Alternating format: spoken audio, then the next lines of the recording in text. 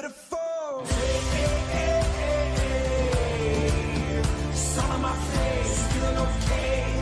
Don't let it get away. It's a beautiful day.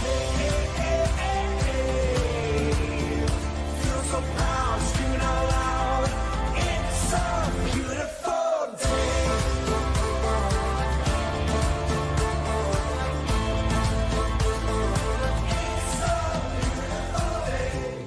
So, Pastor Ryan, you're back from sabbatical. I'm back, baby. It's good to have you back. I know I'm happy about it. I know the church is super happy and pumped about it. Yeah, and they're probably wondering, just like me, like, where'd you go? What'd you do, man? Yeah, well, first of all, it was an amazing time. And I want to say, man, it wouldn't have been possible without really dynamite staff like you, James, the rest of the team. I mean, super grateful. I was so blessed to be able to do it. And 15 years ago is when I think we really started doing all the planning and preparation to start this church. Wow. 13 years ago, we started our first Sunday morning, and we had it in our bylaws to do the sabbatical every 7 years. And I remember getting to the 7-year mark. I was like, dude, there's no way. What was like kind of keeping you from that? What was your thought process? Honestly, it was just, it's like it was just the timing of the staff and the issues that are going on in the church and all that stuff. And so it maybe even too for my family. I don't know if I could have done it back then, but I remember coming to that mark and going, there's no way, Yeah. But James was a key hire to run the operations of the church, and he's been incredible. And then the team that we already have, there's no way James could have done it without the team. Yeah. And then you coming on board was a huge blessing to bring stability to the worship arts culture and all that you're doing. And then continuing the mission work on the Navajo Nation. I mean, I'm so glad to hear the reports that I've received. And but yeah, so where did we go? We started off the trip. It was a 70-something day sabbatical, which was awesome. It was a time of rest and a time of renewal, and I'll get into all of that in a minute. But we started off and we went to Flagstaff, like I had mentioned earlier to you. Love Flagstaff. And we went up there for like a couple days, and it was right after Father's Day, and we went up there just to kind of rest and kind of connect with James and Jenny. James was gonna be running the church for 70-something days while I was gone, and so it was a time to just kind of last-minute little connection conversations, but more than anything, just to support and encourage one another in this next season. Yeah. For me to be kind of keep moving. So we took our camper up there, had a great time with their family, and then we went up to Colorado, Buena Vista, Colorado, and it was like, I don't remember, we thought it was like 7 hours and turned into like a 10-hour drive or whatever, but we got to Colorado, and that's where my son is working as a river guide, and many of you guys have heard that, I served as a river guide in Colorado for a number of years.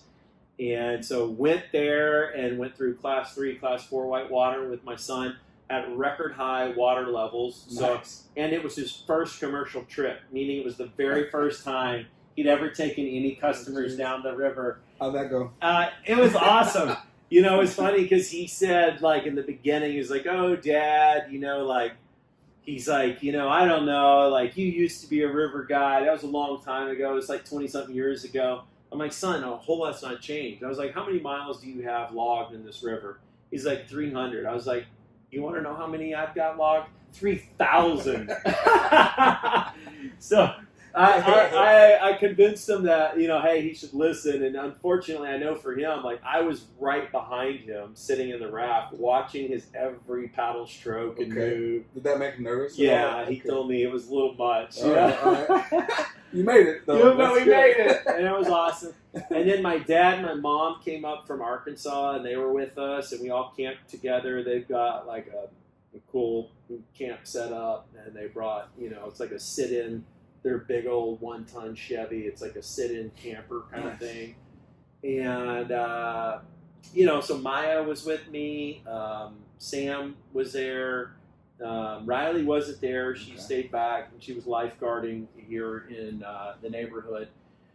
And I got to thankfully go on a kind of a girls' trip with Leslie, Riley, and Maya later in California. Okay. So we did the Colorado trip, and that was incredible. We did just camping and fishing and hiking and rafting and all that great stuff. Got to reconnect with a lot of the guides that I used to work with in Colorado, and just had an awesome family time. That's cool. What did you guys do in Cali? We went over to Cali. In Cali, well, we went to Cali later. So as soon as I got back from Colorado, we came back, and I think it was that. I might be having this mixed up. No, from Colorado, we went over to Wyoming, and then we did the whole Yellowstone thing. Yeah, I love Yellowstone. So you did Yellowstone. I did Yellowstone. Yeah, it was beautiful, absolutely beautiful. I have said this; it does feel a little bit like the Disneyland of the outdoors for me. Okay. But I because there's a lot of crowds and a lot of okay. people, and but unbelievable sights, unbelievable country, lots of buffalo. But had super great quality family time, mom, dad, and then my son and my daughter and my wife, obviously in Colorado. But we literally just drove the camper over into Wyoming, and then we spent a number of days exploring Yellowstone, and we went to Montana as well, and we're all around Montana. Visited a family ranch in Montana that my family had hundreds of years ago, and it's right outside of Yellowstone, and so visited that ranch, and it's not an operating ranch at all, but it was really cool to see. So a lot of family time. We it was crazy fun, and it was great. That's good. You were telling me earlier, you said you took your camper, you told me you had some problems with the camper.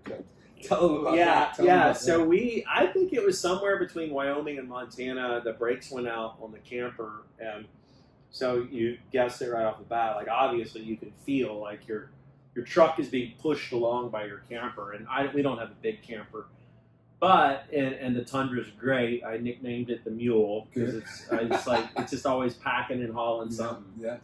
So that was a ton of fun, but it was crazy. We lost brakes, and then my wife is better than Google, so she finds anything, everything, anytime, anywhere.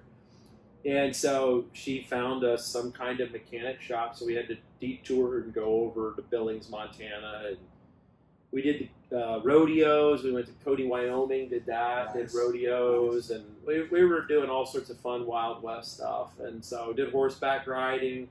Had a good time doing that, and so just did a lot of traveling, and it was a lot of work with the camper and traveling, but we would try to go 3 days in a spot and then kind of keep moving. Okay.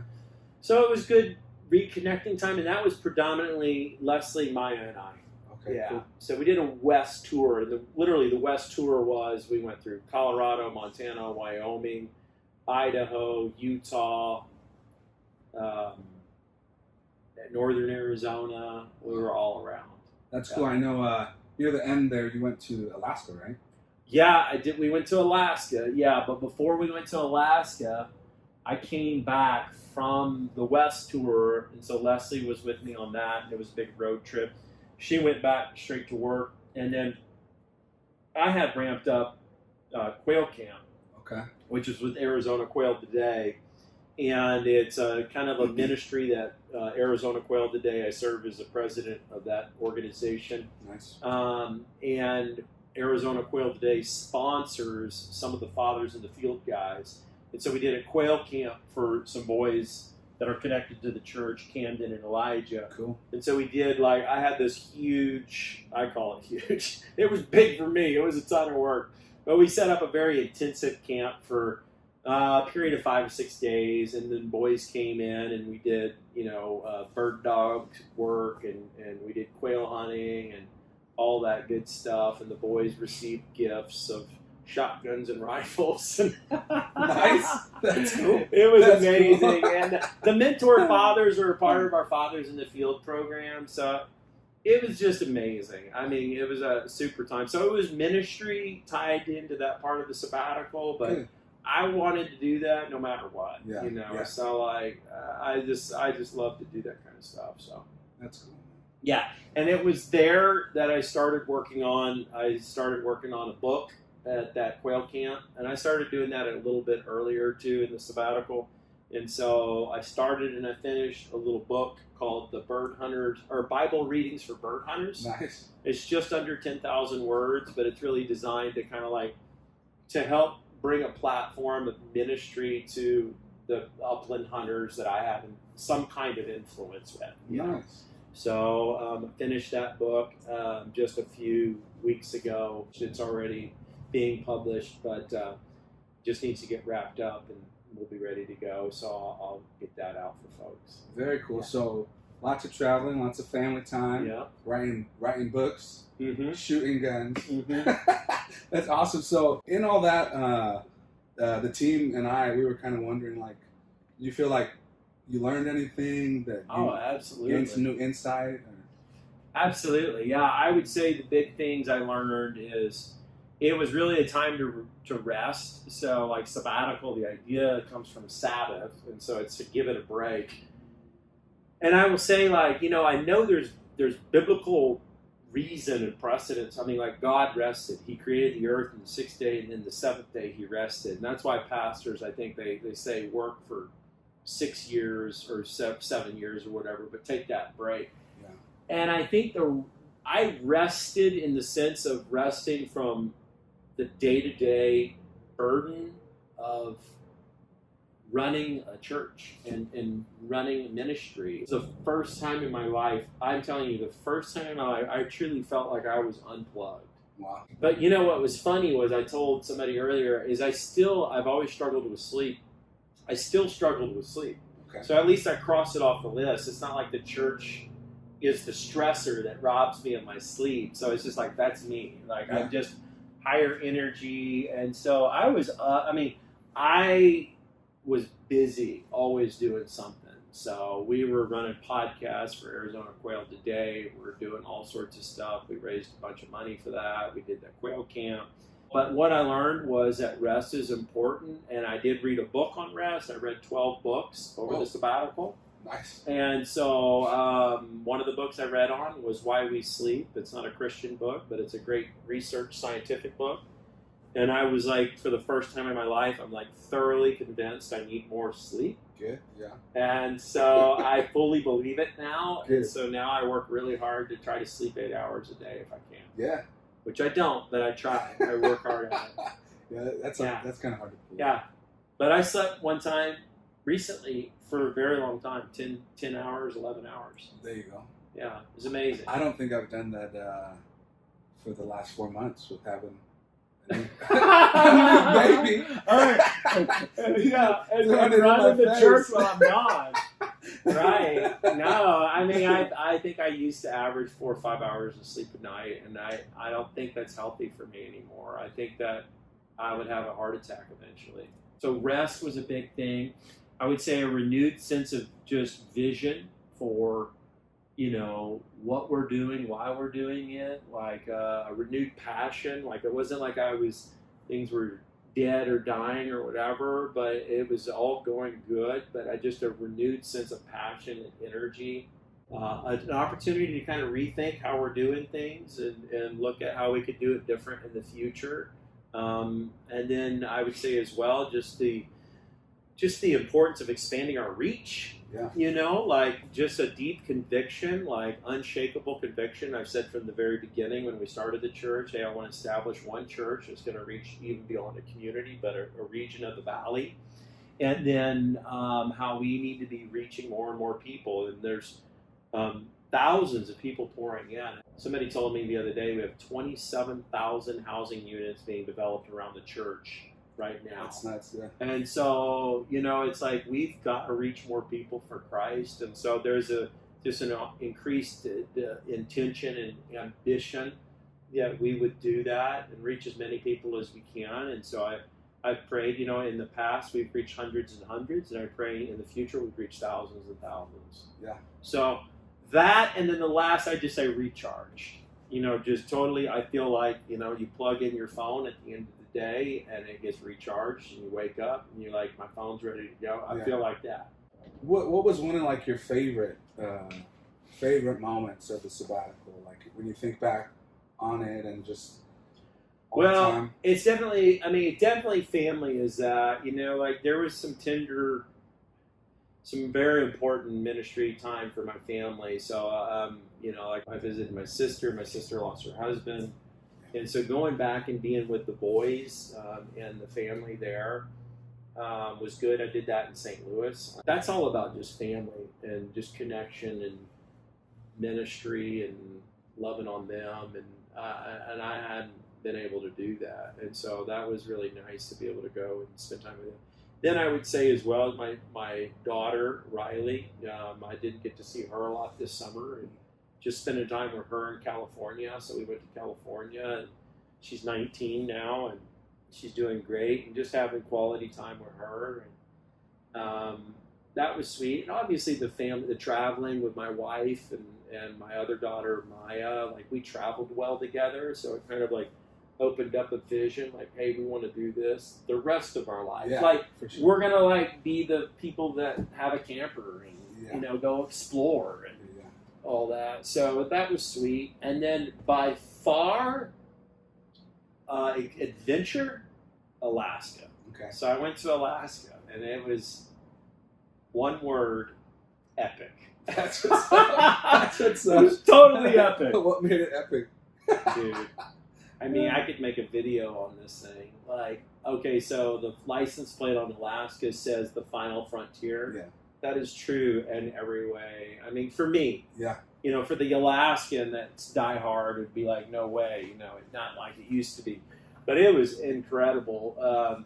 So I got introduced to a Christian organization. You guys can check them out. Christian business owners, they're not a Christian organization, but it's called the Ili Amna River Lodge. And they are incredible. Bill and Melanie Betts. During the summer, they operate like 16 weeks out of the summer in a very remote area in Alaska. They have 5 pilots that are all Christians. They fly in planes and they land in rivers and lakes and all that. To get to the lodge, you have to take all these remote, you can't, there's no roads that lead to this place. It's all, you have to fly in by a float plane and all this stuff. And this trip was basically given to me through their love and support of just the ministry that we do. I went on that trip, and I invited a couple friends to go on that trip here from the church. And I wanted to invite more, but it was a very limited spot. And so it was incredible, but they have 5 Christian pilots, they have 5 Christian guides, and they run this really wonderful, high-end, world-class experience of fishing where you're literally on a little beaver plane that just flies you out to different remote areas. One day we saw 30 grizzly bear. I'm like 10 yards away, like eagles every day. Did you have bear spray? Oh, totally, yeah. Yeah, I went out, I think I told you the story a little bit, but I went out by myself, and I was doing ptarmigan hunting, trying to hunt some upland birds, and I was scared to death because they told me like all these people that got attacked by bears. But I had bear spray. Yeah, good. The guides had bear spray. I mean, it was safe. I mean, safe fish. Safe fish. Yeah. That's cool, man. Were there any any challenges along the way? Like, in the journey, or maybe just within your mind, were you worried at all about the church, or? Well, I'll get to that in just a second. I'll go back on some of that favorite memory. I have to go back there just because. So the favorite memory was catching trout, rainbow trout, on a fly rod because we caught world class. I'm still stuck in Alaska, see. So catching world record for me. World class. World class. That would be the word. Yeah. World class rainbow trout, salmon, all that stuff. We caught halibut. We caught silvers. We caught all sorts of stuff. But being able to do that, and then coupling it with I did ptarmigan hunting. And that was a lot of fun. We shot some upland birds and all that stuff. But that's a trip too, just FYI, that I'm wanting to open up for guys in the church that would be able to go and just really, we have devotions in the morning, we fish all day, we'd have worship in the evenings, and it would just be an incredible experience. It's pricey, it's world class, I'll tell you all about it. So Nice, yeah. man. So challenges. Yes. Yeah, What yeah. was the question? Did you have any challenges along the way with your travels? We know about the trailer bricks going out, but what about like, were you worried about the church at all, or did you have any other challenges that kind of made it bumpy along the way there? I didn't worry about the church at all. Good. Like, I don't know if that's a good thing or a bad thing. It's good. No, it's good. It's but good. I had zero, like, there was maybe a couple moments where I was like, oh gosh, I really hope everything's okay, you know, but I just felt like a total peace. Like, I mean, it's not like I worried, oh, is Brian going to screw up worship service? You know, It could. you can call my wife Bishop or something like that. Jesus. Yeah, he accidentally called her Bishop because I told him to do it, but it was a complete joke, and he I didn't didn't know. take I it, didn't know. and he literally called her Bishop in front of all these people.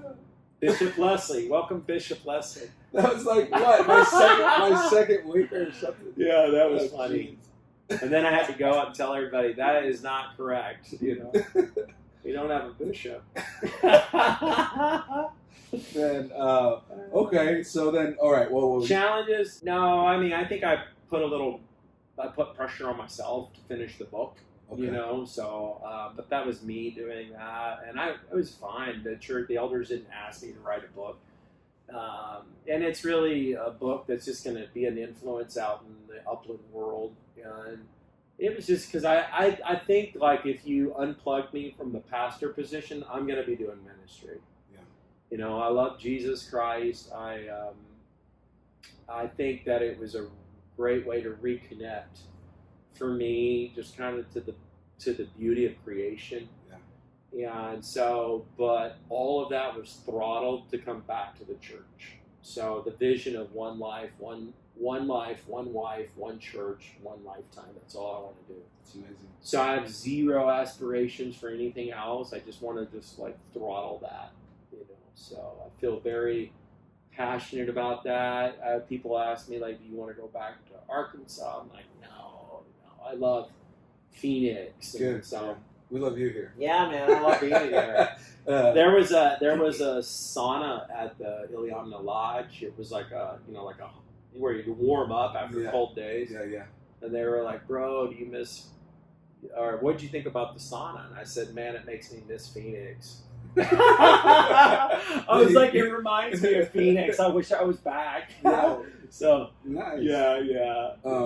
Speaking about one church, I know while you were gone, Yeah. a lot of changes happened. I Yeah. mean, brand new stage, Yeah. adding a third service on Sunday. Yeah.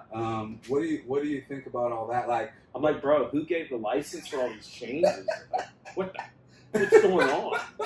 Hopefully, like, people get, like, wait, man, this church is way beyond me, you know? And, like, I saw the changes that were made. I told James, I gave him, like, you know, like, here's the sandbox, like, play in the sandbox, move, build castles, move things, change. yeah. Like, none of that is massive changes. Those are just important little changes. And I think James is incredibly thrifty. He's creative. The team is creative, problem solving. Like, dude, I love it. I actually love it, you know, because, and it's not all, I wouldn't have done that. I wouldn't have even had that thought process to do it all like that. And I thought it was great, you know, at the end of the day, seeing more and more people come and be a part of the church. I mean, traffic challenge, I mean, that's challenging with our I-17 work that's going on, and yet still hearing reports that the church is growing and thriving. And, you know, quality worship services where people come and connect to Jesus and receive biblical teaching are awesome. Yeah. And you get to worship together. So, no, I'm all for it, man. Good. It is a different feel and vibe, but I love it. Like, I'm like, hey, this is great, you know. So, Good. Yeah, we had nothing but positive feedback about Really? some of the changes in the sanctuary. Yeah. So that was good because that was one thing we were concerned about. Like, oh man, are people going to like this? They're going to think it's too different, and nothing but excitement. No, I thought the changes that have been made have been great from different things. I think it was wonderful. So I was incredibly proud. So I came back immediately and spent like 5 hours with James, like walking through staffing updates and campus updates, church updates, all that stuff. So Nice. attendance and giving and all that, everything going great. So, Good. real proud. No, it was a lot of fun. We definitely missed you, but I think too it was a good time with James coming in Totally. as executive pastor. Totally. Just a good chance for the team to get to know him Totally. more, and then Totally. to totally have to rely on him. Yeah. And then it built our trust in him, and just the fact we got to see that he really cared about not only us but this church. Yeah. And just that he just wanted things to go well, and he was trying to be the best steward he could, and I think he did an amazing job. So I think good job on that hire. Oh man, that was a God deal. You know, I mean, I remember talking to a pastor like a year ago, and he said, I took a sabbatical, and the team started running, and everything happened, and the church was very supportive, the congregation, the elders, the staff, and I was like, dude, that's awesome. That sounds so cool. This is like a year ago. And then he said this, and I thought, wow, I don't know if that would ever happen. He said, and then I came back, and the church had grown and was stronger and better than ever. And I was like, wow. And I was like, I don't know if that would happen in North Valley. And I'm so glad it did. Yeah. Like, I feel that, I see that, I sense that. And so that just is a testimony to the existing team.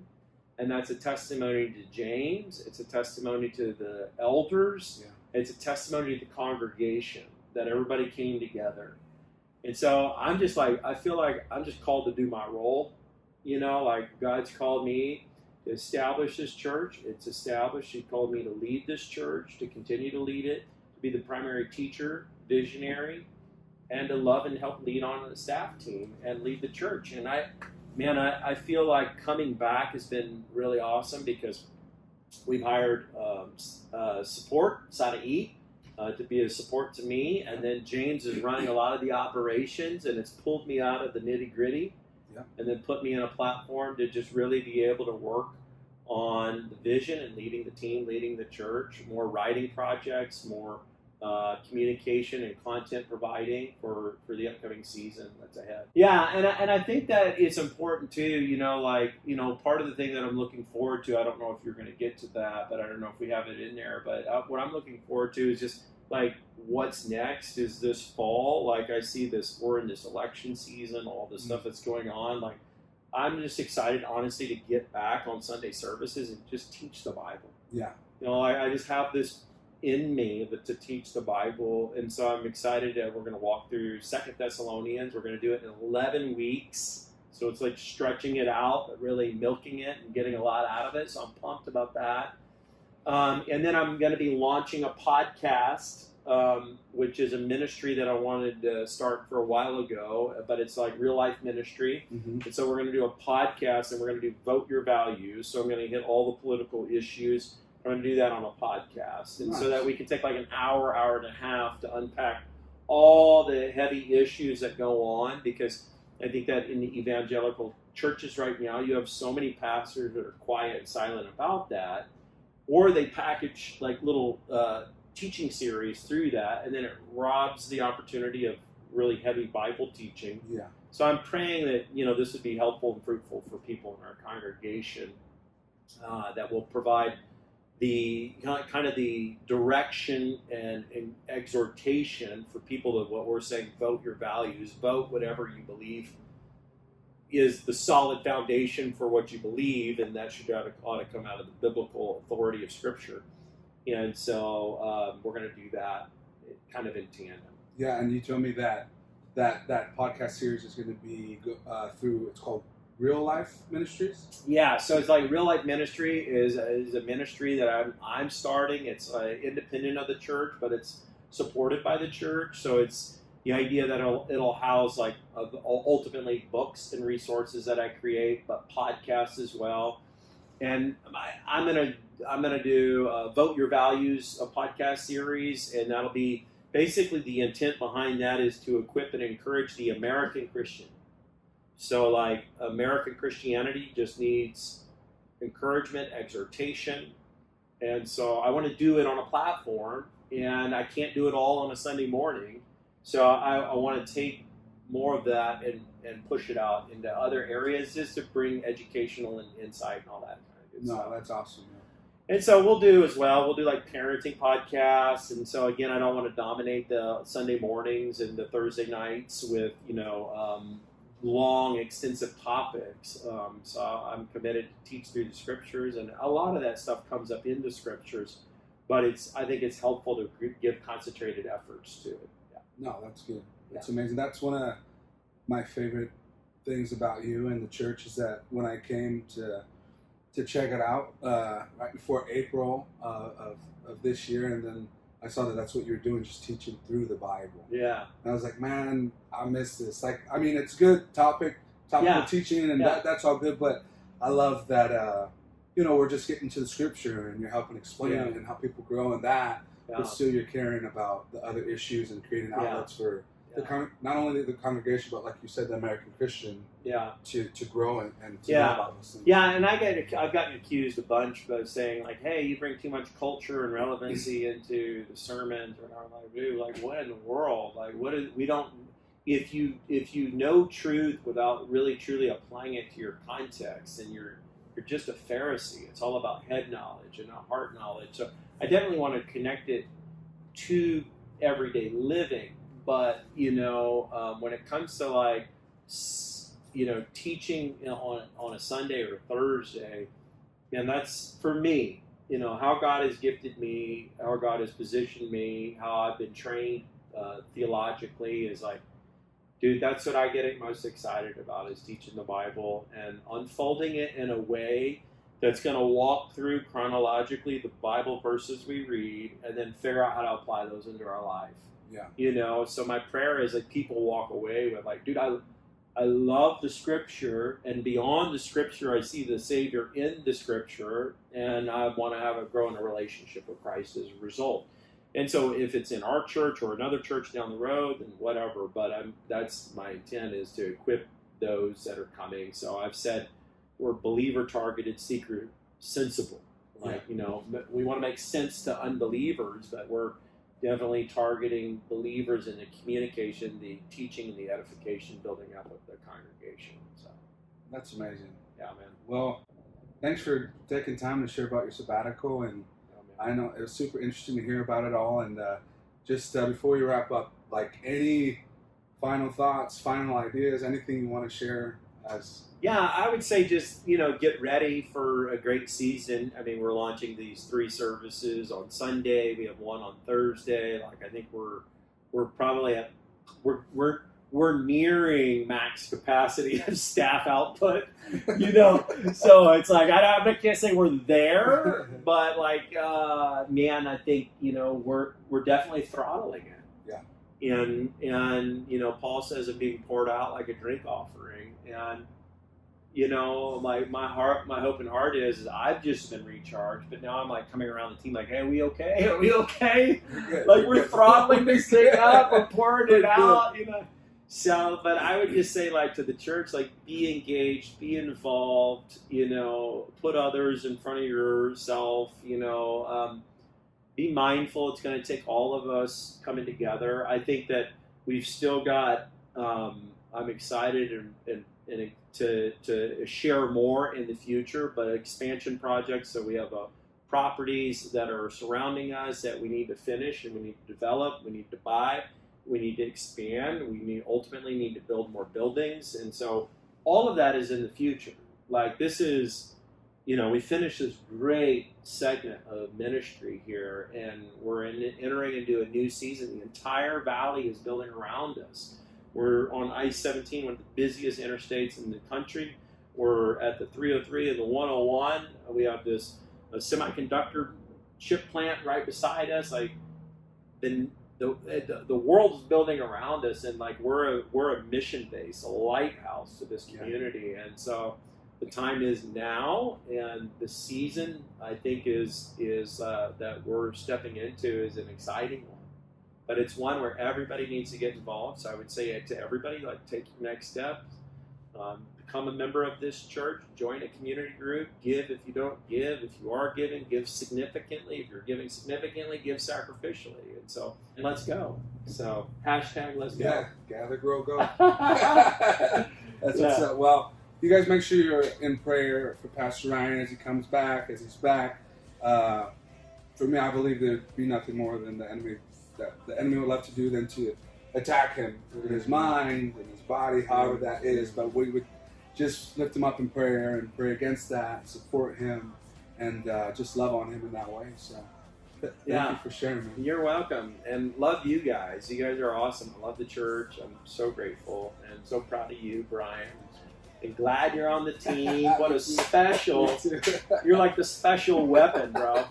Against the enemy. Against the enemy. We're advancing against the kingdom of darkness. And with worship and with missions and all of that. So I'm like amped for the future. And so I haven't even told you all the things. So we'll go talk about that. All the things I want to talk to you about. Some opportunities with missions and worship and all that stuff. Yeah. Stuff you've already thought about, I'm sure. But so we got a lot of exciting things in the future. So thank you again for being a great congregation. So appreciate it.